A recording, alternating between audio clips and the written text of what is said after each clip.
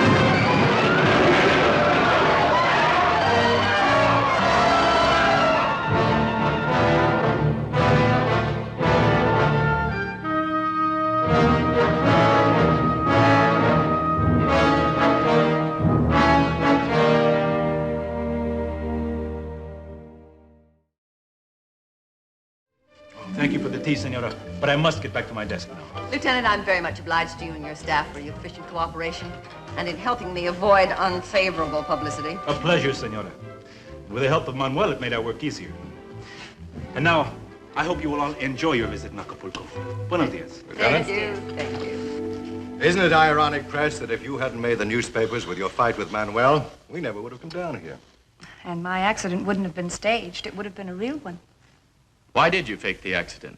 Why push Sabina's car off the road, have her hide out pretending to be dead when all the time you knew it was Jay that had tampered with the car? We had to be sure it was Dara and Jay without you. That they and you hadn't conspired together.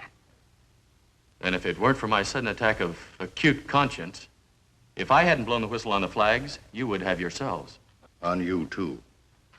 Oh, let's not think about that. Everything's turned out beautifully. I'm not only getting a grandson, but also a daughter-in-law as well. Oh, yes. We've had a few hours together, and now that I've gotten to really know her, I've changed my mind. Well, it's my prerogative. I like her. So the only loser in all this is Preston Morgan. That's right. I can't accept a contingent fee for something I didn't do. No, you can't. But you might consider a partnership in my firm. I'm always looking for young men of integrity who are willing to risk a murder charge rather than be dishonest. Do you mean that, sir? I certainly do. You come and see me after you've helped Sabina close the house and the three of you get back to Los Angeles. That won't take long, will it, Sabina? Give us a week or so? Oh, go ahead, have your cigar.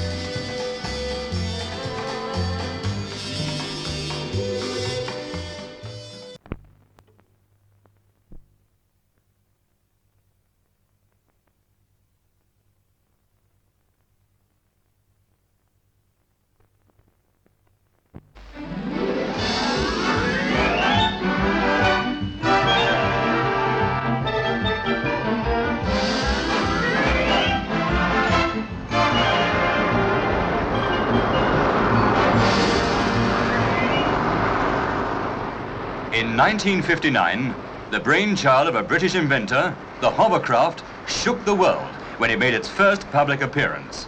And for the inventor, ex-boat builder Christopher Cockerell, part of a dream had come true.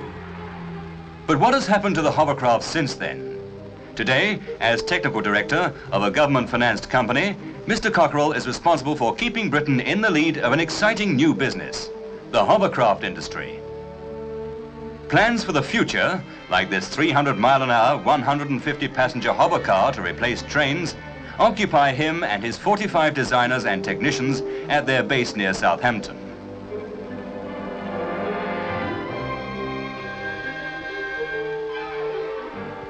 Present problems have to be ironed out too. A scale model hovering over a moving table shows how the craft will behave with different sea conditions. Information gained from research is passed on to the 3 companies in Britain building hovercraft under license. The aircraft firm at Cowes, Isle of Wight, which built the first 4-ton, 50-mile-an-hour hovercraft, soon started work on its successor, the SRN-2, a 27-tonner.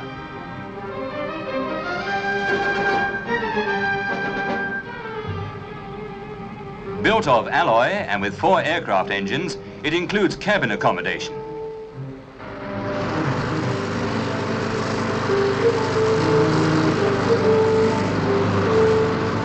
The hovercraft principle of lifting a vehicle on a cushion of air can be used in hundreds of different ways. One company has fitted it to a conventional vehicle for use over rough ground. If the going gets too rough or boggy, a fan is switched on to build up an air cushion underneath, so taking weight off the wheels.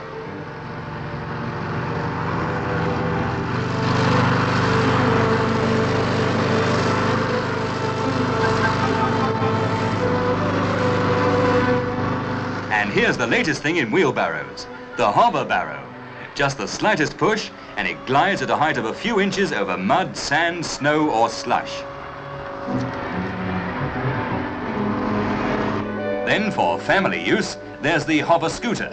This one was built for his own use by Mr. Don Robertson at his Surrey home for as little as 250 pounds. Made of plastic and plywood, it's powered by a motorcycle engine.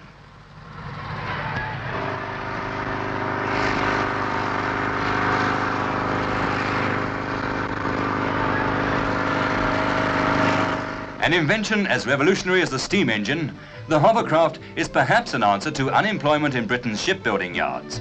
At least, that's what this Clydeside yard feels. With over 100 years of shipbuilding experience and only 1 order for a new ship over the last 3 years, they're now branching out into the hovercraft industry. Some 50 men at the yard are kept busy on their side-walled hovercraft project, which aims at producing a fast, sheltered water commercial craft with low running costs.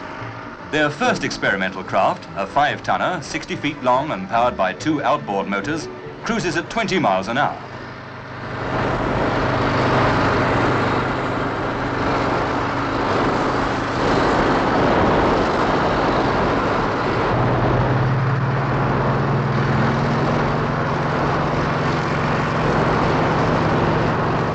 Their second craft, a 25-tonner capable of 30 miles an hour and more, is also based on the sidewall principle. Unlike the air-screw type of propelled hovercraft, which leaves the water completely, the sides of this hollow-bottom craft, which uses water propulsion, must stay in the water as she lifts. Another air-screw-driven hovercraft is the VA-3, also produced by a British aircraft company. It's the first hovercraft in the world to run a scheduled passenger service and has seating for 24 people. Final checks are made before engine trials. While she's tethered to the tarmac, 2 of her 4 gas turbine engines, which provide lift, are tested.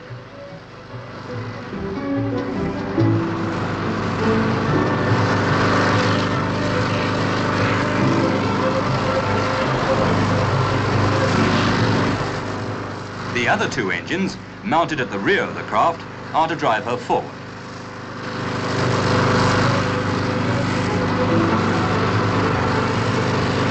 All's well, and the VA-3 is taken to the Solent for more thorough sea trials.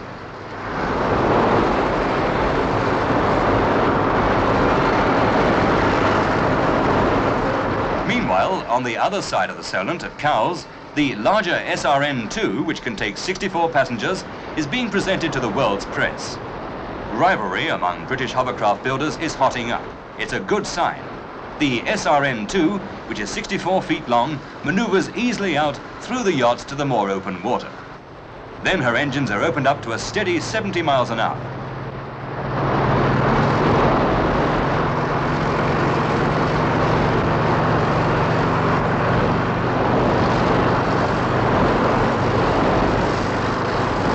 To passengers, it's like riding in a modern airliner, more comfortable than a fast train.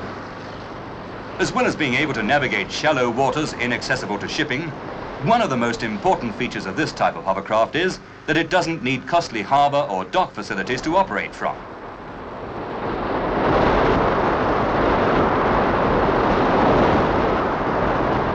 At any state of tide, it just comes ashore and sits on the beach. What could be simpler?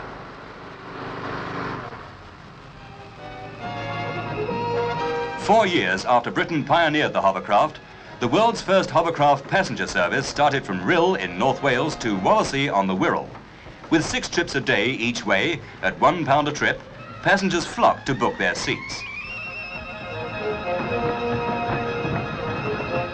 The world's first mail to be delivered by hovercraft also went aboard the VA3.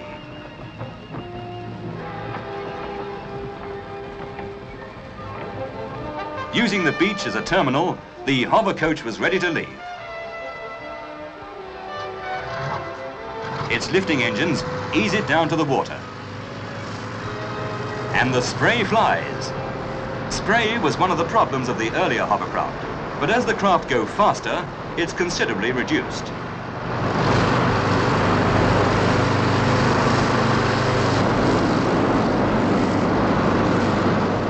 What's it like to drive?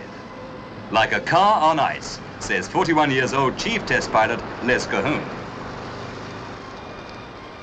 At 70 miles an hour, VA3 rides 3 feet clear of the water, like a low-flying aeroplane. But compared with an aeroplane of the same weight, the hovercraft needs only 1/4 of the power for the same speed. Ideal for sea trips up to 100 miles, the larger hovercraft of today would make excellent long-distance ferries. Passenger fares would work out at about 3p a mile, the same as a bus.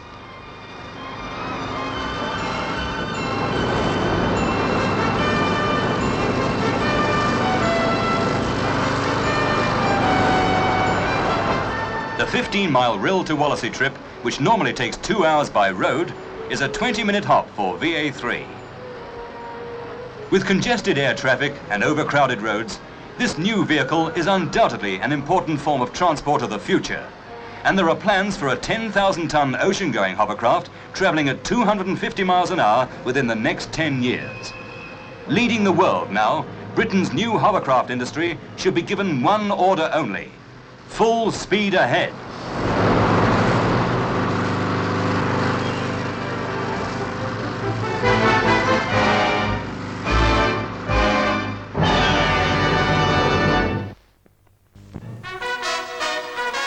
Look forward to and come and enjoy the best on the big screen scene at this cinema.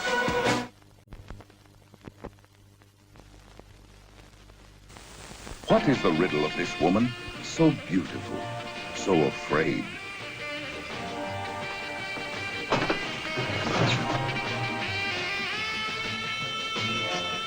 So alive.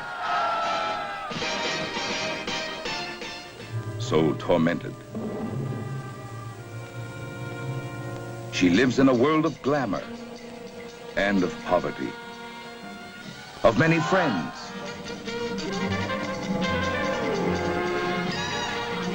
and loneliness. What is the riddle of this woman? Who is she really? A scheming liar? The victim of a blackmailer? A fugitive from the police?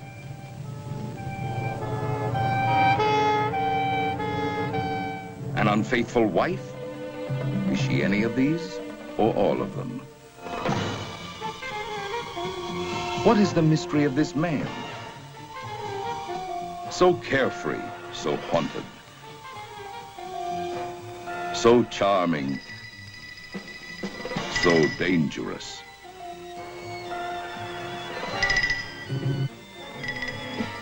What is the mystery of this man? Who is he really? A businessman on a trip? A cunning swindler? A man with secret vices? A trapped criminal? A kidnapper? Is he the hunter or the hunted? Is he any of these or all of them? These two, this beautiful woman, this desperate man, do they share the guilt of some monstrous crime? The shame of some nameless sin? What binds them to each other? Is it love or hate? What kind of a movie is this? Is it a classic detective story? A study in breathtaking suspense? A melodramatic thriller? Is it any of these or all of them? And what does this strange title mean? Soon you will know.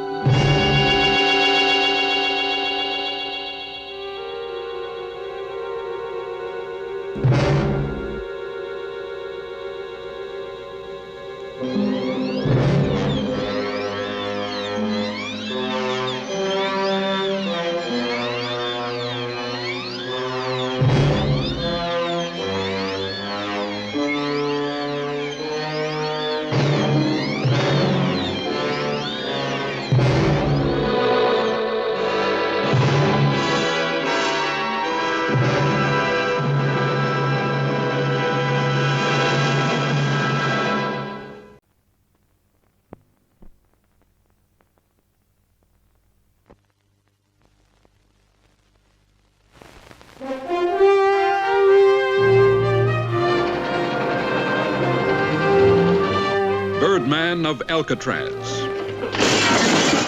A strange name for a motion picture? Perhaps. But it's the story of one of the strangest men who ever lived. A real story, a real man, a man who is living today. Robert Stroud, American, a convict.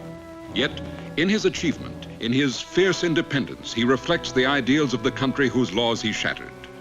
You know, I think I've got you figured out, Shoemaker. First day I came here, you as much as asked me to get down on my knees and whimper. I wouldn't do it then, I won't do it now. I won't lick your hand, and that's what eats you, ain't it, Keeper? Well, you keep this in mind. A man ain't whipped until he quits, and I'll never give you that pleasure.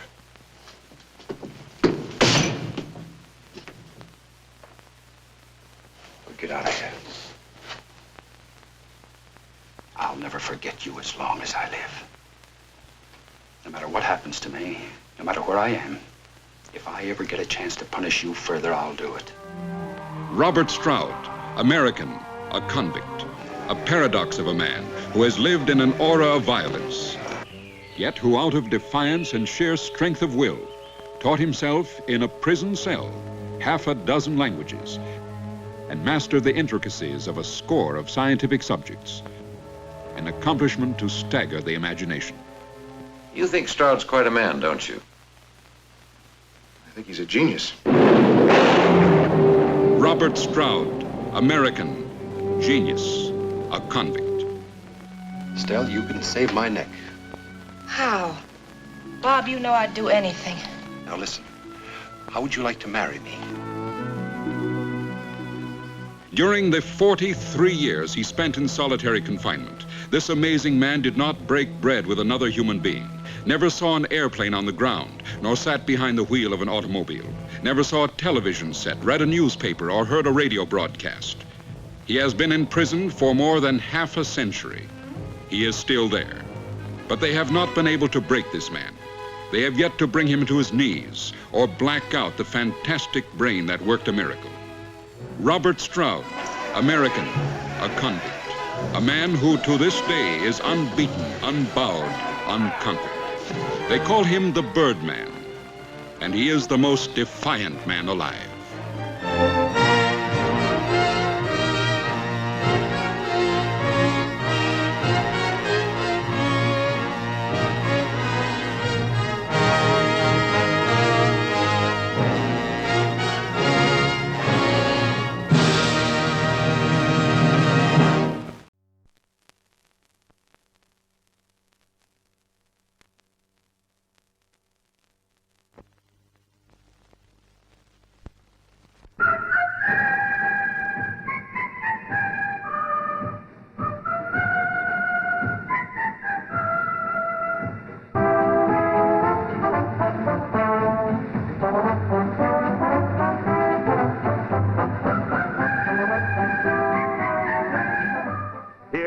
Famed columnist Hedda Hopper, who gives voice to the worldwide praise. Miss Hopper. The Longest Day is a brilliant picture, a picture that every woman and man will remember as long as courage, sacrifice, and love of freedom remains in the hearts of man.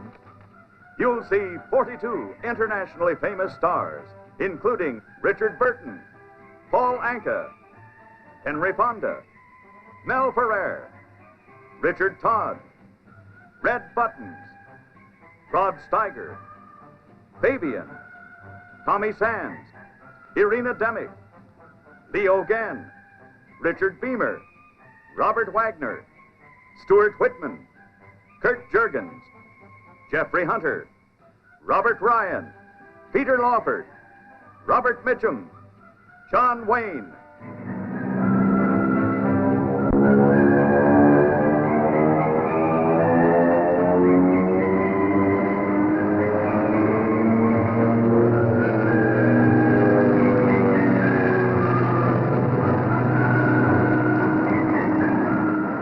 In size, in scope, in suspense, in dramatic intensity, The Longest Day is unparalleled in screen history. The day that changed the world.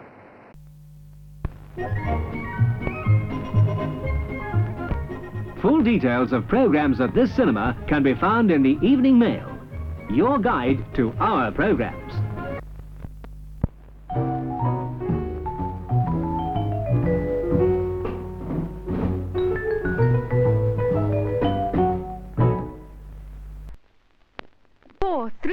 Wonderful bargains. Yes, count down costs and discover new worlds of exciting shopping with us.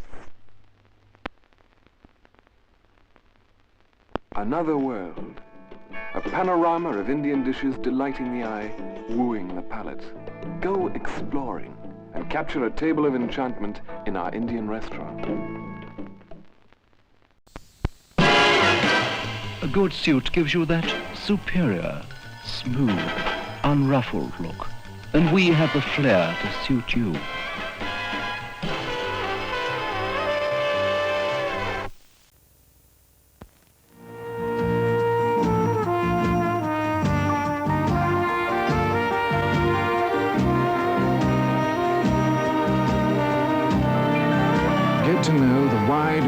wonderful world of Peter Stuyvesant.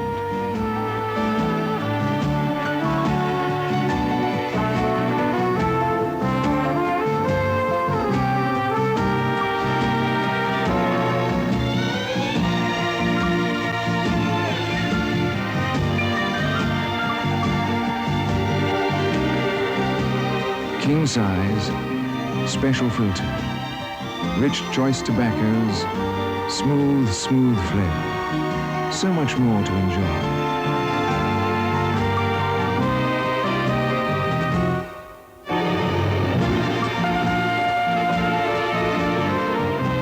Get to know Peter Stuyvesant, smoothest by far.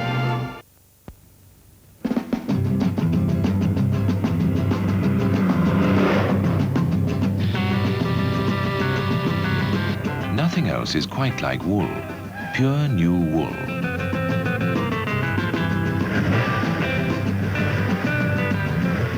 Lamb's wool by Braemar looks good anytime and holds its shape too, because Braemar used these special machines which actually shape the garments as they're knitted.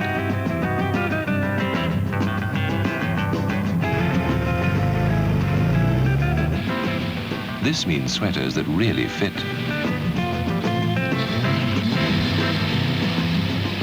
Lamb's wool is not only for elegant tea parties or quiet evenings at home. It's resilient, rugged, and washable. At Braemar, everything is painstakingly finished by hand. Collars, cuffs, buttons and hems. That way it stays at its best, anywhere.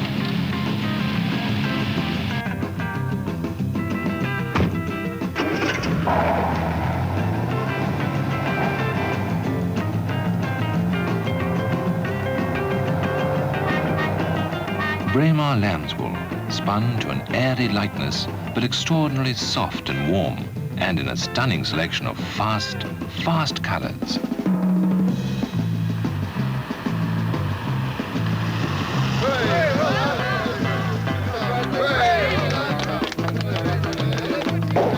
Exciting, successful, and elegant. Sweaters and cardigans by Braemar for men and women in 12 different colors. Braemar Scottish knitwear in pure new wool and wearing the wool mark to prove it. At stores near you now.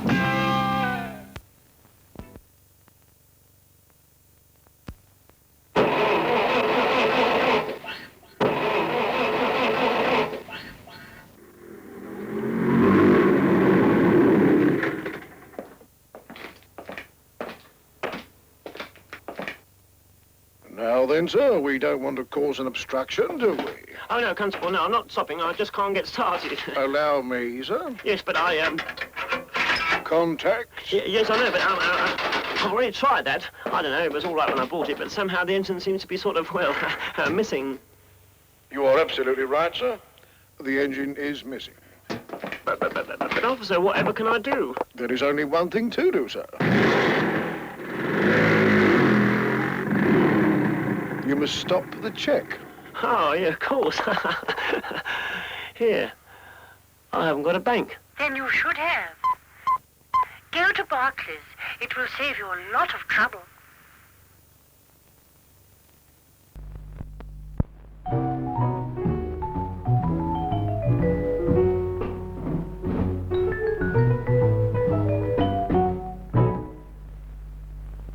There will now be an intermission of 10 minutes.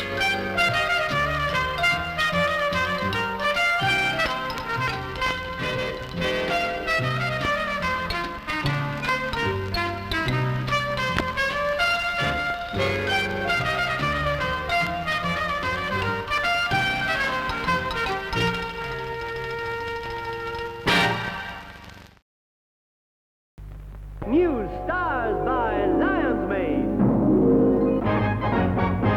Here's Bumper Vanilla Cup, Super Choc Ice, Neapolitan Dairy Cup, Peach Sundae, even peachier, Top and Shock Sundae, extra nutty, and fruit-filled Tutti Frutti. Get yours now.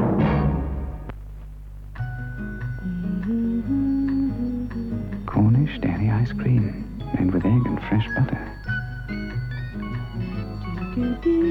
Strawberry Cornish dairy ice cream. Fresh strawberries, crushed and taken to the heart of Lion's Made Cornish Sundae. On sale now.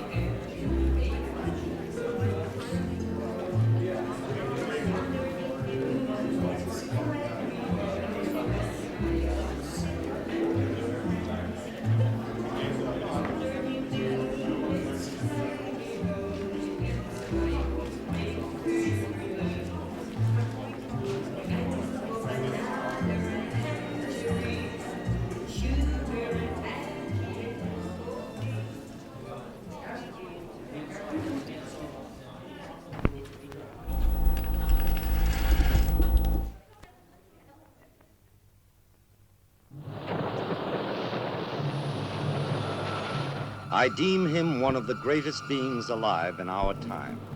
We shall never see his like again. His name will live in history. It will live in the annals of war. It will live in the legends of Arabia. Who is he? Petru. Tavas! What is your name? My name is for my friends.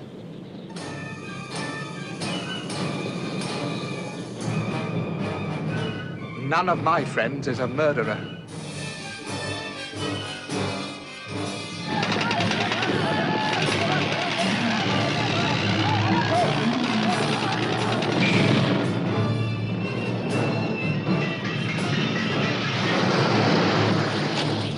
Come on, then! For over a quarter of a century, controversy has raged around the name of T.E. Lawrence. No man of our time has drawn upon himself so much praise and so much criticism.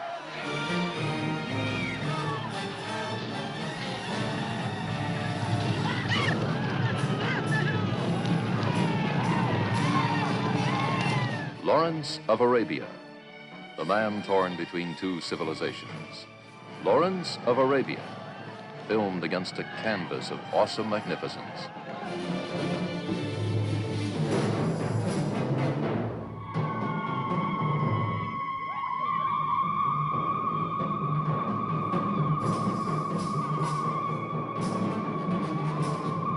Lieutenant Lawrence, sir, is not your military advisor.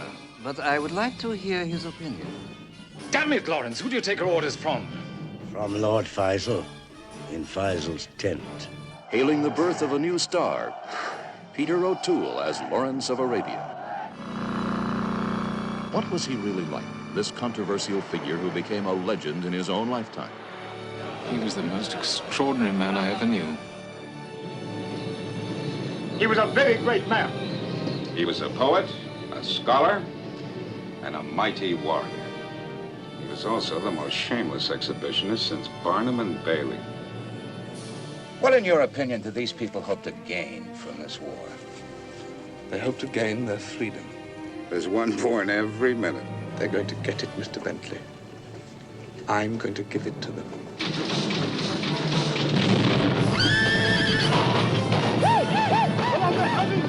Lawrence and Arabia. Together, they made history. Now, a gathering of international stars unfolds the story. Alec Guinness as Prince Faisal. The English have a great hunger for desolate places. I fear they hunger for Arabia. Anthony Quinn as Auda Abu Taihi. I carry 23 great wounds, all got in battle. 75 men have I killed with my own hands in battle. I scatter, I burn my enemies' tents. I take away their flocks and herds. The Turks pay me a golden treasure, yet I am poor. Because I am a river to my people. Jack Hawkins as General Allenby. I believe your name will be a household word when you would have to go to the War Museum to find who Allenby was. You're the most extraordinary man I ever met. Leave me alone. What? Leave me alone. Jose Ferrer as the Turkish Bey. Your skin is very fair. Also starring Anthony Quayle, Claude Rains, Arthur Kennedy, with Omar Sharif as Ali, and Peter O'Toole as Lawrence.